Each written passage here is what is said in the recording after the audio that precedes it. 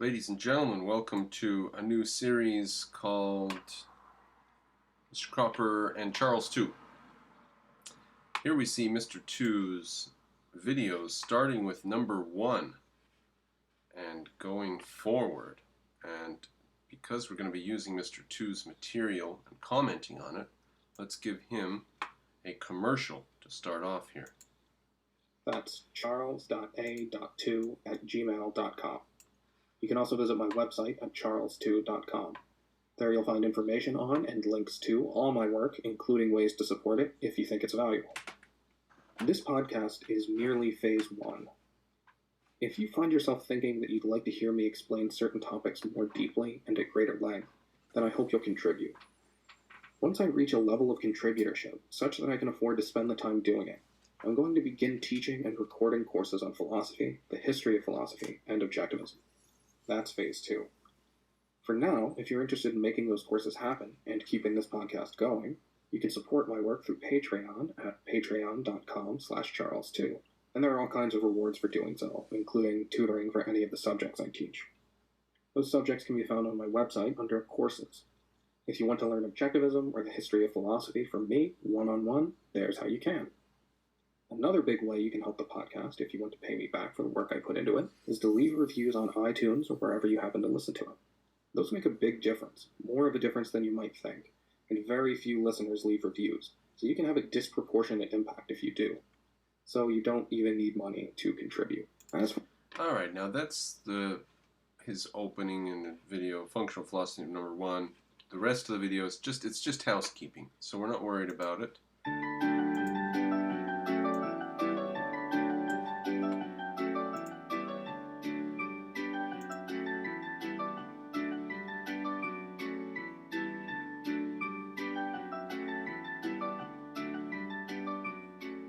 Welcome to Functional Philosophy. I'm Charles 2. That's T as in tango, E as in echo, and W as in whiskey. This is episode number 2, and its title is Psycho-epistemology, Capitalist versus Socialist. You're sitting in a nice restaurant one cool evening. The surroundings are nice, the food is good, and you're happy to be in the company of the friends with whom you're dining. Suddenly, an alarm starts blaring and the room begins to fill with smoke. People start to panic, knocking silverware to the floor and overturning chairs and tables as they flee.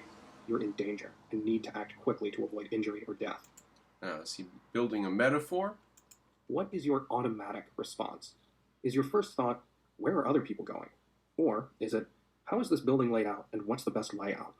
You've always been afraid of relying on your own judgment, let alone... So, are you worried about what other people are doing, or are you worried about what you are going to do in the emergency? Is that the question? ...standing by and in the face of social pressure. You've always thought, well, I know I don't know what I should be doing, but maybe everyone else does, so I'll follow them. You're the kind of person who always looked around to see what other students were doing when the teacher asked for a show of hands. You join the stampede.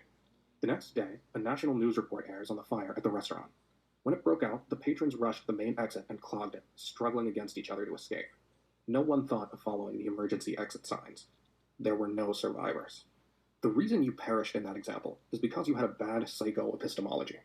Our lives and happiness depend on how we use our minds, and we often face situations in which we have to make split-second decisions, in which we have time only to react automatically, using the default mindset we've established through repetition. The default you establish is enormously consequential, because you can use your mind correctly or incorrectly, and the difference is the difference between happiness and misery, life and death. Now I can just hear the D-type, piping up and saying, well, sometimes following the herd is the best thing to do. And indeed, Onar and I have had recent discussions where we talk about the parallels between philosophy and religion, and the idea of conservatism and the idea of faith and the idea of sticking to the original principles or whatever. Faith is the idea that speaks to this. That is sticking to reality in the long run, regardless of what the crowd thinks, you see. So it's an interesting type of collectivism we see there. Anti-crowd think, but still thinking with some sort of crowd, the religious crowd. All right, so a little bit of nuance there that we can add to that. We can say there's not just the individual thinking for himself. There are also groups that change times with the fad, and there are groups that stick with old-fashioned, tried and true things. That's the D and the M. The M misintegrate on tradition. The D disintegrate and they throw tradition out. So he wants you to be an I.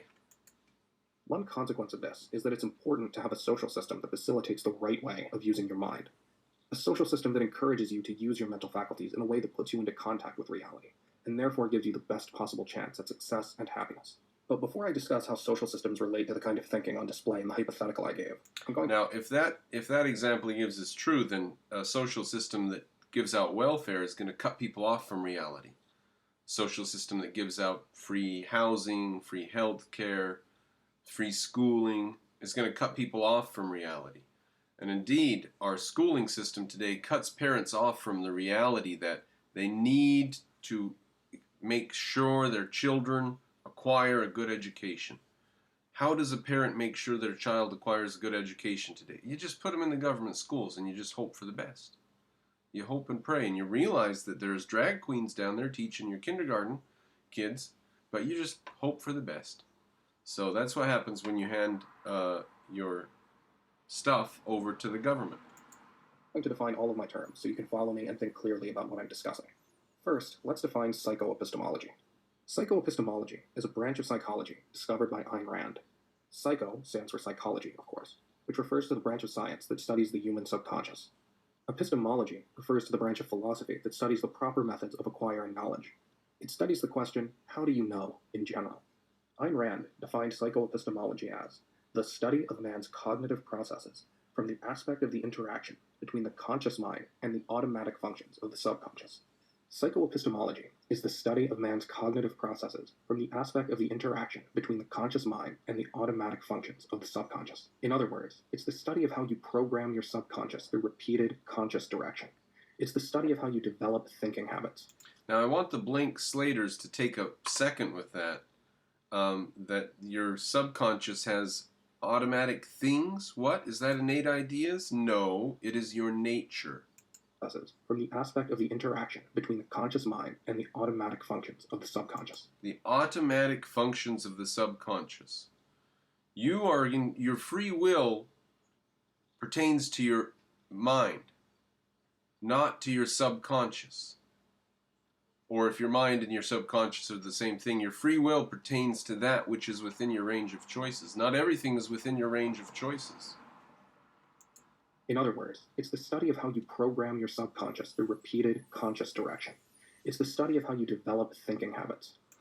Now to take that to the metaphor, a metaphor of the elephant and the rider, you can train through you can train the elephant through repeated actions over time. You can't just instantly choose for your elephant to be somewhere or do something or have a particular habit. You have to train it in the habit. You have to ride the elephant to the place. So the elephant is a big thing, and you have to maneuver it the way that its nature demands. In the story I told you, your mind automatically went to other people instead of to the facts. That was an example of psychoepistemology in action. In that story, you had habituated the act of looking toward other people for answers, instead of toward reality. So when the time came to act quickly, habit took over, and since you had a bad habit, it led to disaster. You are constantly, consciously sending orders down to your subconscious. You're asking it to give you files when you want data relevant to a problem you have to solve. That's called emotions, by the way. When you send information to your subconscious and your subconscious answers you, it answers through some form of emotion. Logic is what we do with our volitional conscious. Logic and reason are our volitional conscious mind. My girlfriend is visiting Toronto. Subconscious, send me up the files I have on Toronto. I need to know where it is. That's a file retrieval order. But you also direct your subconscious on how to file information in the first place. For instance, the first time you heard of Toronto, someone told you it was just west of New York, across Lake Ontario. What you focused on in this instance determined how that information got filed, and what would bring it back up, and what was even stored. If you focused on the essential facts of what you were told, and consciously thought about and integrated the geographical facts you were told with the essentially relevant geographical facts you already knew, then you would have filed the new information correctly, and it would have come back up whenever you thought about the relevant geography or names. By essential in this case, I mean that you focused on your knowledge of where New York was, and related that to the facts you were given about Toronto's location in relation to it. You could have focused on the fact that Toronto was near New York and across a body of water, but directed your subconscious to ignore the west part of the description, because it would take too much effort to remember that detail, and you figured in the future you could infer which direction Toronto was in relation to New York based on where the large body of water near New York was. In that case, all you'd have in your files would be across water near New York. People do this all the time, and it's often valid. If you're given a million facts about something, you have to choose what's fundamental about the information you're being given and integrate that so you'll have the essential connections. You can't integrate and memorize everything you're given. It's too much. You have to figure out which piece or pieces of information are the deepest, which explain and imply the greatest number of other pieces of information about the thing you're being told about. That's what I mean by essential and fundamental. Now, my information about Toronto is it's in Canada, and Canada is a socialist basket case mess with 60% taxes. So, but I don't visit Canada, I don't know anybody in Canada, I have no context, I have no reason to know more about Canada. If someday I ever do visit somebody in Canada or something like this, then I would have context to know more about it. So he says Toronto is west of such and such, over a lake of body, blah. No, I say Toronto is a city in Canada and Canada is a socialist basket case. But that's my context for Canada. You have to look for that and integrate just that when you can't integrate everything.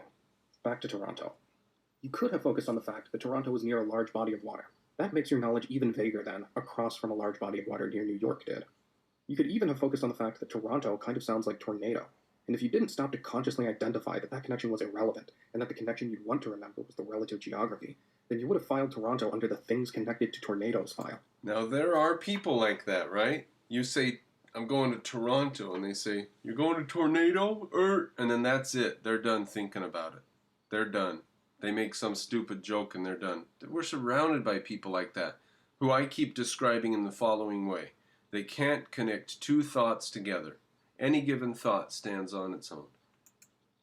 Now when you try to think of where Toronto is, your subconscious sends you up thoughts about tornadoes, which is of little help now that you need to know where your girlfriend is. It might even give you a momentary jolt of fear that your girlfriend is near tornadoes, before you remember that the nature of the connection in your mind is linguistic and has nothing to do with an actual relationship between Toronto and tornadoes.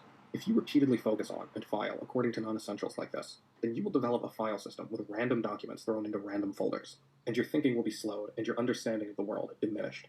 You will have created a system of non-essential links. Creating that kind of filing system in your mind is like throwing random files into random folders on your computer. You have thousands of folders, and music is mixed with term papers, shopping lists are in video game installation directories, audio editing software is in with your web browser.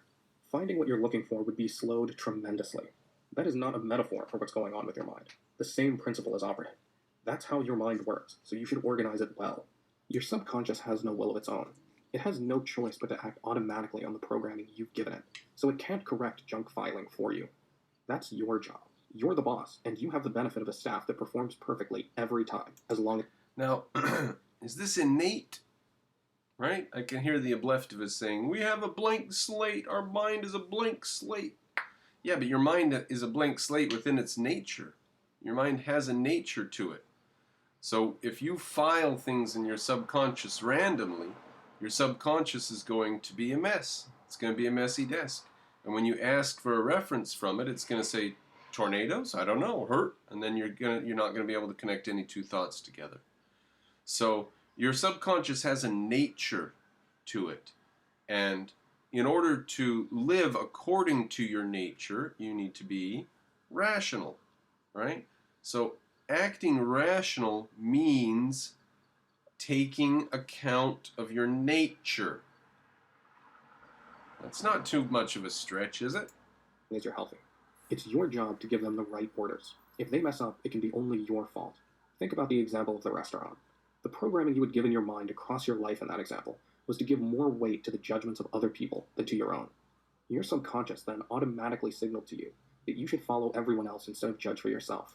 I'll give a better example of that, and that's people that put their kids in the public schools. And even worse than that is kids that are taken out of the public schools and put in some sort of special side school for a year or two, and then are put back in the public schools as soon as possible. I think that's just tremendous horrific treatment of the child. And the public schools today are so bad, you really, really can't do any worse. Just take your kids out and teach them to read and write and do math and science and history and literature. Just do that. I don't mean to be purely negative here. Most people have a poor psycho-epistemology. If you develop a good one focused on reality and essentials instead of people and non-essentials, you'll outshine most people around you. And more importantly, you'll find that you're a clearer, sharper, more effective thinker and problem solver. You'll even be wittier, and that's fun. That's not even to mention the more traditional psychological benefits, those related to motivation. It's fun, but people don't like somebody who's clever. Your confidence, sense of competence, self-esteem, and happiness all depend on your psycho-epistemology. Your mind is your fundamental tool for dealing with reality. Your mind is you. It's the thing that experiences joy and happiness. Programming the part of your mind that can be programmed and making it perform in the best way possible is the most important thing you can do to affect the course of your life. He says it's your fundamental tool for dealing with reality, but I'm finding that it's your only tool. And if you say, well, I also have my hands, I'll say, how do you tell your hands what to do? So it's your only tool for dealing with reality. So you need to take it even more seriously than the case he's making for it, your mind. And it's really the only thing you can do. The world is what it is, and other people do what they do. All you can change is how you interact with the world and other people, which depends on how you think about them. But the good news is, that's all you need to be able to change in order to achieve certainty, success, and happiness. There's a lot more that can be said about psychoepistemology and its mechanisms and implications and applications, but I hope I've concretized it enough for you to understand what I'm talking about, and for you to be able to identify some of your own psychoepistemological experiences. So now that you understand the basic nature and importance of psychoepistemology, I think we could have been a little clearer about it there. Psychoepistemology, how would I clarify it anymore, though? Oh, God, we got some colorful local walking by. let's move on to defining capitalism. According to Ayn Rand, capitalism is a social system based on the recognition of individual rights, including property rights, in which all property is privately owned. Roads are privately owned, water pipelines are privately owned, the infrastructure for the internet is privately owned, there are no government national parks. That land is privately owned, although of course some of it may be used for parks. Everything is privately owned. So then what is socialism? This is a paraphrase of Ayn Rand. Socialism is a social system in which the right to property is vested in society as a whole, with production and distribution controlled by the government. Hospitals are run by the government, schools are run by the government, grocery stores are run by the government. All the means of production are controlled by the government, and people create and consume products by government collective permission, not by individual right. The difference between these two systems hinges on property rights. Property is that which is owned by someone. So what gives someone the right to own something? The right to own something is the right to the material consequences of the actions that produced that thing. Man needs to produce in order to live, so his right to property is derived from, and is the only implementation of, his right to life. Man has the right to take those actions that his survival requires, and to the material consequences of those actions, and that's property. You look around and see a bunch of sticks and leaves. You play with them and notice some of their attributes, like where they bend and how strong they are. You come up with a plan for fashioning them together into a crude awning-like shelter to protect you from the rain. You follow your plan and create that crude shelter. That shelter is the result of your manipulating part of existence to productive, selfish ends. You reorganized reality into a form that better suited the requirements of your life. You have the right for the consequences of that manipulation and reorganization. Now that's John Locke right there. That if you go out into nature and just find things out there, and then you put work into them and improve them, that is now yours. That's how you create property, is by improving, by working on something. Now this actually makes its way into our legal laws on mining claims. You have to prove that you've worked a particular mine for at least 10 hours a year or 100 hours a year or whatever, depending on the size of the claim. Even for a little teeny, like to gold pan or something, you know, you've got to put you claim that that's your area to mine, then you have to prove that you're working on it, that you're improving it. So that's John Locke right there, just to point it out. Which is the shelter you built. That's property.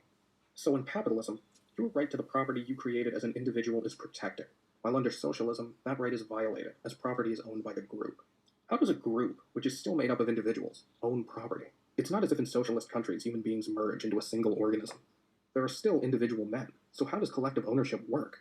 It works the only way it can work. Some individuals choose what happens with products created by other individuals. Now, we're getting ourselves into a right mess with this stuff, ladies and gentlemen. We've given welfare over to the government. And it used to be your neighbors or the church, the local school board, a local politician. If there was a family that couldn't afford a ham for Thanksgiving, a local politician would have hams delivered to the poor people. I mean, that used to be the way that it worked. Now we've put it all up into the government. It used to be you go to your neighbor when you can't put food on the table. You go to your family, right? You go to your church. You go to some local organization. Now you go to the government. And not only that, but if you hit hard times, that's what everybody tells you. They say, oh, I can't spare a dime. Go to the government.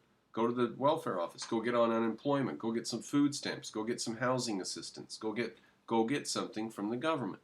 So it's turned us into a crass, hard-hearted people that can't even help our friends, neighbors, and family. When I was in college, my mom repeatedly told my brother and I to get on food stamps. She said, you boys don't make enough money to get along. You need to get on food stamps. You need to go get that, even if it's only $100 or $200 or $300 a month. Now, we never did because we couldn't stand the thought of talking to some stupid government bureaucrat. But people want the responsibility pushed off of them onto somebody else. So it's not true. Let's make this social safety net that will protect everybody. That's not true. What ends up happening is the social safety net has holes in it, and they move the holes depending on whether they like you or not and let you fall right on through. And you can't go to your friend's neighbor or the local church because all those have gone out of business as far as helping other people, because the government's got a monopoly on helping other people through all kinds of things, even Social Security and old age. No, you're not going to let your mom or dad move in with you when they get old because they've got Social Security and they got Medicare and they got all these things. So we don't, used to be a home had 3 generations in it. Had the young people, the middle-aged workers, and the old folks who were helping out with the young people and living out the end of their life. Now a home has 1 generation in it, right? Just the parents. The kids have gone, and there's no such thing as a home anymore. A home with a family in it. Used to have grandma and grandpa, or grandma or grandpa, the kids. All right. And that's been destroyed by the welfare state. That's been destroyed by trying to give somebody else the responsibility of helping when someone hits tough times. Individuals. The people who control this may be the majority, or the group that counts, or the dictator or council who claims to represent the majority or group that counts. Whoever it is, he or they decide what gets created, who creates it, and who gets what. So how does... Now let me give a bad example of that. Let's say you get fired from your job by a social justice warrior, and then you have to apply for unemployment, or let's say you do apply for unemployment. Let's just say you're in a situation, might not be relevant today with the booming economy, but let's say you do apply for unemployment and you can't get a job and you're out of money and stuff, and they reject your unemployment because you got fired because of you said something racy to a black girl or something like this, And so now, because you don't fit in with the social zeitgeist, you can't even get social benefits. Now, here's another example. You would like to try to stay alive as long as you can. You've got some terrible disease. And the government is so nice that they pay for your health care. Nobody in your country has to pay for health care. And you will now be put to death, euthanasia, because the government can't budget that for your health care. They can only budget a lesser amount. Now, whether or not you would survive in a free economy, who knows? But nobody around you, there's no institutions, there's nobody to lend a helping hand. The government's got the helping hand, right? Now, in a free economy, probably some hospital would donate the care for this extraordinary individual, and they'd make some commercial about it and put an ad on the local newspaper and see what we're doing for people who can't care for themselves or something. We set up a nurse for the next 5 years. Please donate to help fund the nurse or whatever, you know. Something like that could happen in a free economy, or his friends or family, right? But that's all removed from their hands. It's all in the government's hands. So it's tragic. They actually do kill people now because they don't have the money, or they don't want to spend the money. They don't have the money, so they just euthanize people. Does this relate to psycho-epistemology? In capitalism, you decide based on facts what you need and how to produce it, and you get to keep it. No one can take your product away from you, and no one can give you anyone else's product. In capitalism, your success depends entirely on you, which means entirely on your understanding of reality and your ability to manipulate it. The consequences of your actions are yours, and no one else gets to take them, nor are they forced to make up for them if they're destructive. You are encouraged to focus on reality, to train your mind to look at it, because your success depends upon your accurately identifying reality and manipulating it to your ends. No one will save you, and no one will take away your success. You get the effects you caused, good or bad. No one can steal them, but no one has to bear them. If you are to survive in this system, you'll develop a reality-oriented psycho-epistemology. You'll be the kind of person who doesn't look at what other students are doing when the teacher asks the class for a show of hands. You'll be the kind of person who looks for the emergency exit sign instead of where... Now that, ladies and gentlemen, is the secret to the success of the United States of America. We have terrible school systems, right? But it doesn't matter, because once you get out of school, the person with the best psycho-epistemology, the person who's most oriented toward reality, is the one who wins in the business field.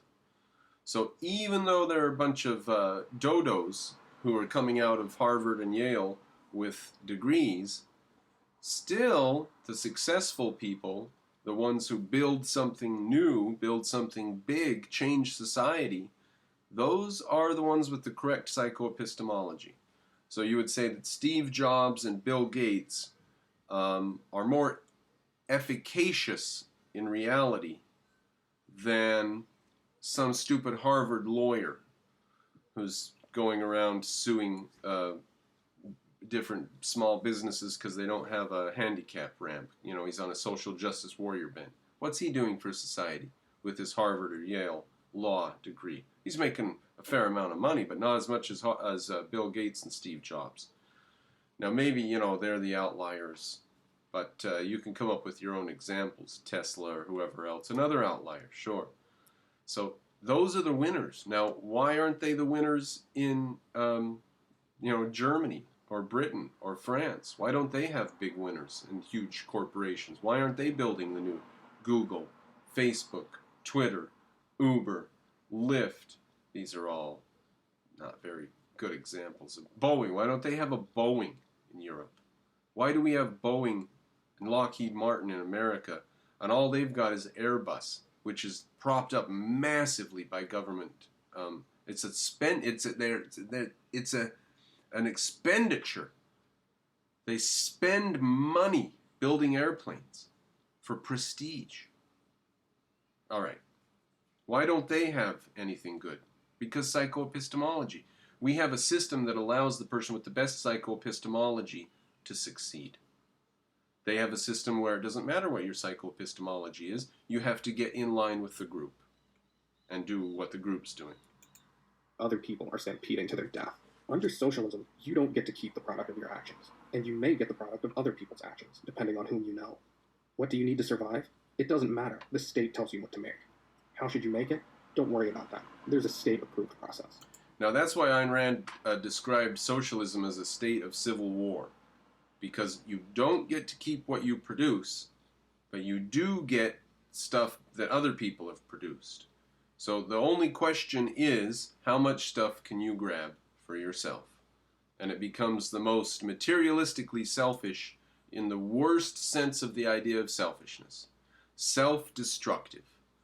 And the people under socialism have this thirst and greed for other people's money that's amazing. You know, the shame that they put on tax evaders in Sweden, for example, is amazing. How greedy and selfish they are in the worst use of the word selfish, in the proverbial, terrible, nonsense meaning of selfish.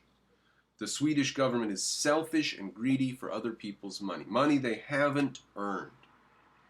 And they hate the people who did earn it. And they guilt trip the people who did earn it.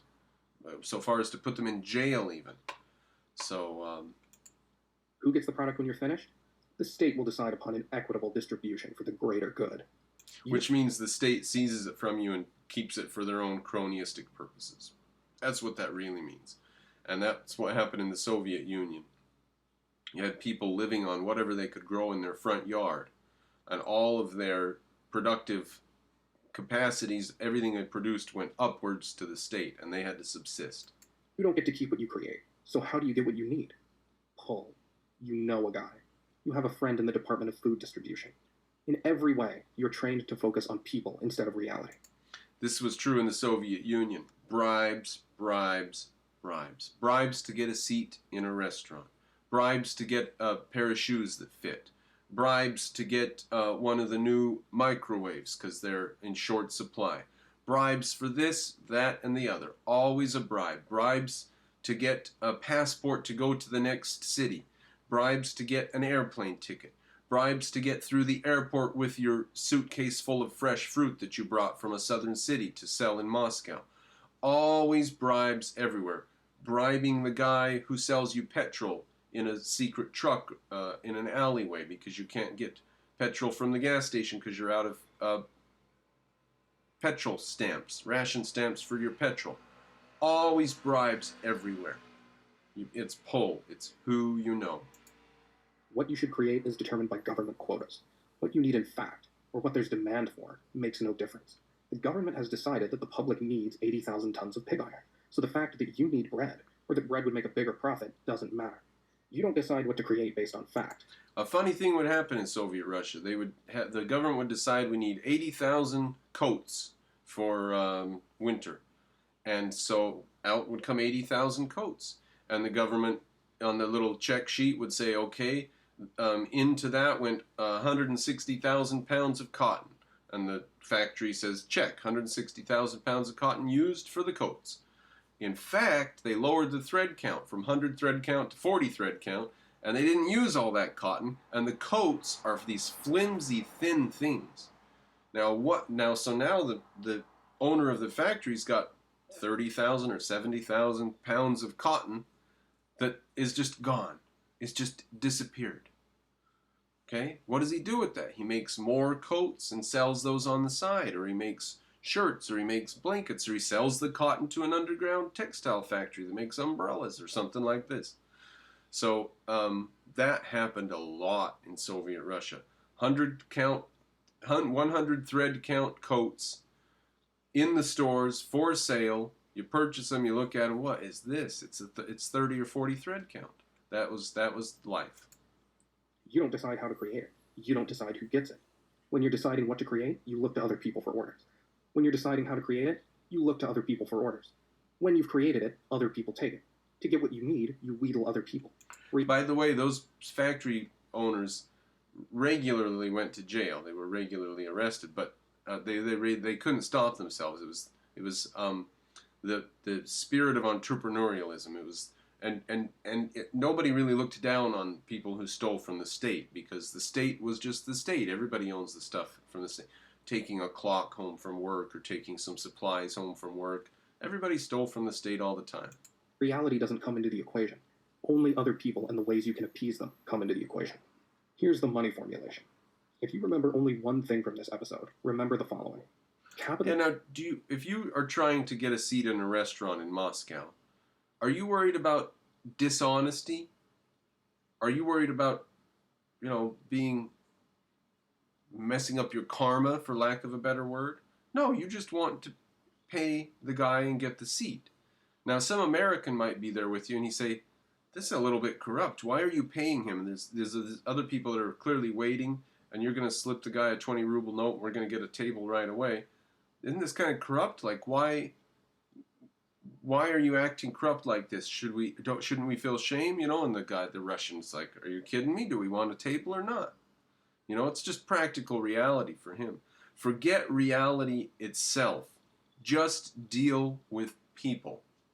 And socialism forces that on you. Forget being honest, forget integrity, forget, your long-term values, forget being principled. Do you want to have a meal tonight or not? Then we bribe the guy. Or do you want to get out of going to jail? Then you're going to have to pay the police officer. If you do, and if you say, no, I'm principled, I'm not dishonest, I'm not going to bribe a police officer, wham, you're in jail. You're not getting out either. You're going to spend the next 5 years in a labor camp, and you may not survive that. Capitalism is the system that prevents people from interfering in reality-based decision-making. Socialism is the system that prevents reality from interfering in people-based decision-making. Again, capitalism is the system that prevents reality does come in at the end of the day. Socialism tries to prevent it. People from interfering in reality-based decision-making. Socialism is the system that prevents reality from interfering in people-based decision-making. So when people say capitalism puts profit over people, they're right. They want you to think that what they mean is that in capitalism, wealth is prioritized over the well-being of individuals. Even that is obviously ridiculous and nonsensical, because wealth is what enables well-being. Profit is what enables the existence and survival of people. Yeah, capitalists get profit from dealing with people. But a very, very insidious thing happens under socialism and communism. They get profit from people. It's a form of slavery, right? There's a very big difference between paying Joe to work in your restaurant for 20 hours or on your farm. Let's say you pay Joe to work on your farm for 20 hours this week. Joe's better off and you're better off. Let's say you chain Joe up and whip him unless he works, and at the end at the end of the week you give him some porridge and lock him in a little cage. Now, you might be better off, not as much better off as if Joe were working at his maximum for you. Joe's not working at his maximum for you, is he? So you're not as much better off as you would have been if Joe were working at his maximum for you. But you get to keep almost everything Joe makes. You don't have to pay him the paycheck. And that's socialism. That is socialism, is getting Joe's paycheck. In addition to the value he created with his labor, you take his paycheck as well. Now, that actually takes a very serious and insidious form. It's monetizing human lives. That happens in socialism. Whether it's a boatload of 1,000 people that are taken to some gold mine in Siberia, and their lives are literally no more valuable than the rocks that they can pull out of the ground. Their lives are reduced to monetary value. Short-term as well, monetary gain. Like, just get some rocks out of the ground. Doesn't matter if you die next week or next month. As long as you got some rocks out of the ground, your life is no more valuable than that. Not only that, your life is actually, if they can't find something productive for you to do, your life is just an expense. So they just simply kill you. Because if they don't kill you, then they have to take some of the money out of the common purse to keep you alive, to give you food stamps and housing and a job, and these things are expenses. So, in socialism, the individual becomes monetized. It's profits over people in socialism. Not in capitalism. In capitalism, it's profits by dealing with people. In socialism, it's profits over people. But they actually mean something even more sinister than that. The secret is that they actually mean it the way I mean it. They want people to be able to tell you what to do, and for reality to be no barrier to their brutishness. People over profits means my whim over your judgment, happiness, life. In capitalism, you decide what you need based on your factual requirements, and you decide the best way to produce it in fact, and you get to keep it and dispose of it in accordance with what your life in fact requires. Everything is oriented around facts, around reality. No one is allowed to dictate to you what you must make, how you must make it, or to whom you must give it. Your reality-based decision-making is protected from the interference of other people. Under socialism, this protection is inverted. The facts determining what you need or what would be most profitable to produce are prevented from entering your decision-making process. The process by which you are to produce the government-mandated product is also determined by say-so, instead of by your knowledge of the facts. When you're finished, your product is taken from you by force. Your knowledge of how to deal with reality is not allowed to enter your calculation of how to survive. Instead, you are forced to focus on how to ingratiate yourself with people who steal your products and ransom them back to you, or give you other people's products on the condition that you satisfy the government's whims. You must dance for the bureaucrats, politicians, party members who hold, for the greater good, total control over your life. The government has a gun to your head. It tells you to ignore reality and to do what it tells you to do. And if you don't do it, you'll be thrown in the gulag or executed as an enemy of the people's revolution. Now, I used to wonder about saboteurs, because they were always on about saboteurs in Soviet Russia. And then reading about it, I realized, okay, there were a lot of saboteurs. And they would sabotage things like, for example, a guy took a handful of glass sand, which was really coarse stuff that's used in steel making, and he threw it into a gearbox, a German-made gearbox in the steel plant. And they had 4 of these gearboxes, one for each of the 4 giant things. And it ruined it. It destroyed the gearbox. And of course, these are very expensive things that they can't make in Russia. They're not competent. They have to buy it with their cheap, crappy currency. And they're buying it from an advanced Western country. So it's very, very expensive to get these things. And he was arrested and disappeared into the gulag and died. But he couldn't stand having this ability in front of him to destroy something of the Russian state and not do it. He had to do it. And that frequently happened. People who had the power to destroy something did. It happened quite often. That is the difference between capitalism and socialism. Another example. This lady who's sewing, there's gloves, and they have the front side and the back side of a glove. They're flat pieces. You put them together and you sew around the fingers like that, and you make the gloves, right? And she was taking 2 of them like this, and she would just sew a line right across them and then put them in the box. So there's all these flappy pieces of leather that are just sewed together in a line in the middle. And a guy comes along looking at the production. You know, if the guy was drinking in the back and didn't go and look at everything, she might have got away with it. They'd be put in a box, put in a crate, shipped, end up in a store. Somebody would buy them off the shelf or look at them off the shelf. And there they are, ruined. But she got caught. She got punished. Between capitalism and any system that denies individual property rights, socialism is only superficially different from fascism, communism, democracy, welfare statism, nationalism, theocracy, anarchism, etc. In all systems but capitalism, other people crowd out reality for your attention. There is no... And in our mixed economy, other people crowd out reality for your attention. You're not worried about your child's education. You're worried about what the public schools are doing. Right? Aren't you? You're not worried about what books should you get and what should you teach to them this week and next week. Are you? You're not worried about the reality of your child's education. You're worried about other people and what they're doing about it. See? It crowds out reality and makes you think about other people. No way to survive when you're forced to ignore facts. It's someone pointing a gun to your head and telling you to jump off a cliff. It's suicide either way. The only proper basis for a social system is the protection of the right to act on the basis of reality, and to keep the results of that action. Because it's possible for people to refrain from telling you what to do, but it's impossible for A to be non-A. In capitalism, a psycho-epistemology that recognizes that A is allowed and encouraged. In socialism, it's outlawed. Oh, there we go, ladies and gentlemen. Let's draw a line there. That's episode number 1. If you appreciate what I do, please go to patreon.com/MrCropper and throw $5 or $10 a month my way, and help me build up a stream of revenue so that I can afford to spend the time to make videos on objectivism. With Mr. 2 this time, it turns out. Isn't this fun?